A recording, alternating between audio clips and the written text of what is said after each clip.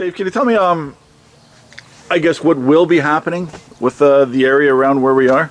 Yeah, well, we're standing at the site of the, right behind me is the Alderville United Church, built in 1870 as a Wesleyan Methodist church, and then over that way is the site of the industrial school. So this was sort of like downtown Alderville at one time. And so we do know that there were kids that got sick at the industrial school, like for instance a typhus fever in the mid-1850s. So where were they buried? And then here behind the church, we believe there's an oral tradition and there's some documentation to point that there are burials back there. So we just want to be, we've been mindful of that, and now we're working on securing a research team to come in and do some GPR work. There was some former GPR work, but I think that was about a generation ago, so I'm sure the technology has advanced substantially since then. How, it's safe to say, and before you're even chief, you're a historian, like, you know, for this area. I've never met somebody that has the knowledge of you of this area. But how confident are you? I'm going to say that I'm highly confident that there is burials here, unmarked. And I would say they're unmarked communal burials.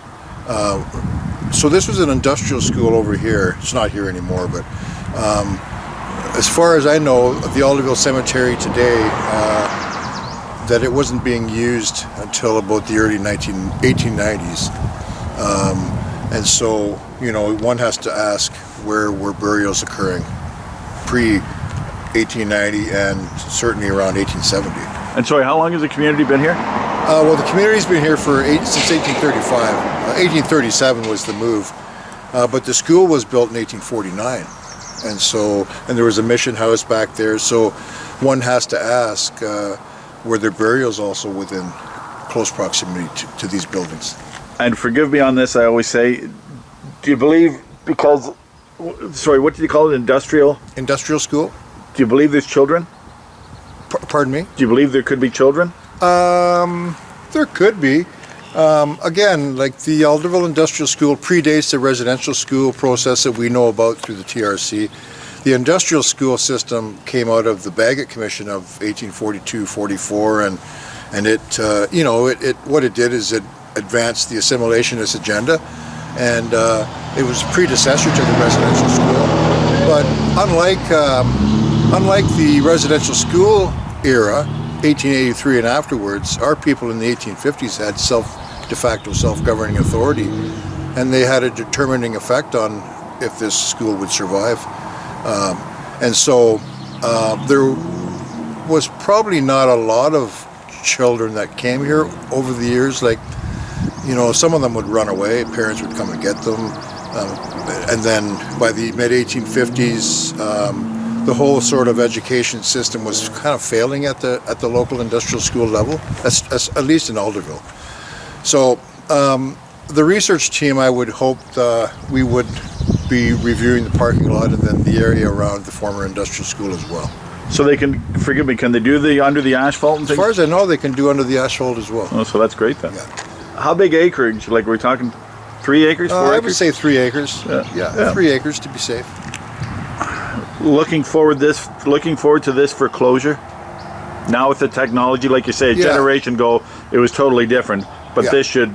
Yeah, at least, you know, our plan will be sort of resolved around demarcating a boundary around that, if we see and find burials. But demarcating, you know, a boundary, a fence, and making sure that we don't have anything, you know, no development in there, or if we have to cut back on a parking lot, or if we have to readjust things because of that, so be it. That's the way it's going to be. And forgive me, the professor is from Kingston. Try and stand in one spot if you can. Sorry. Yeah, Alexander Braun, Dr. Alexander Braun. He was. His name was given to me by Shane McCartney, who is an archaeologist that we consult with on archaeological assessments that take place throughout our area here and into Prince Edward County. And so I asked Shane, and he gave me the name of Alexander Braun, and he was all over it.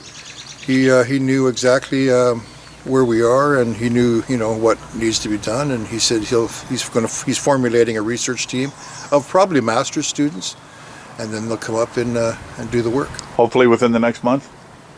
I'm going to say that within the next month we're going to know, we're going to have a plan in place. Yeah. Okay.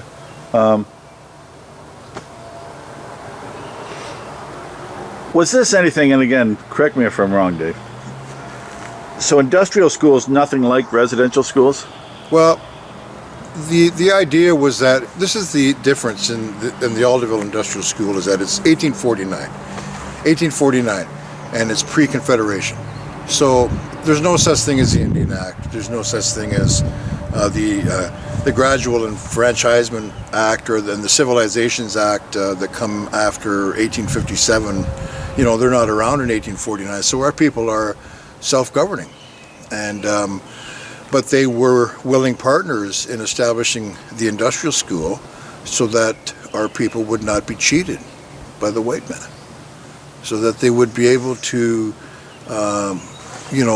survive within the growing agrarian society around them, and that was the intent.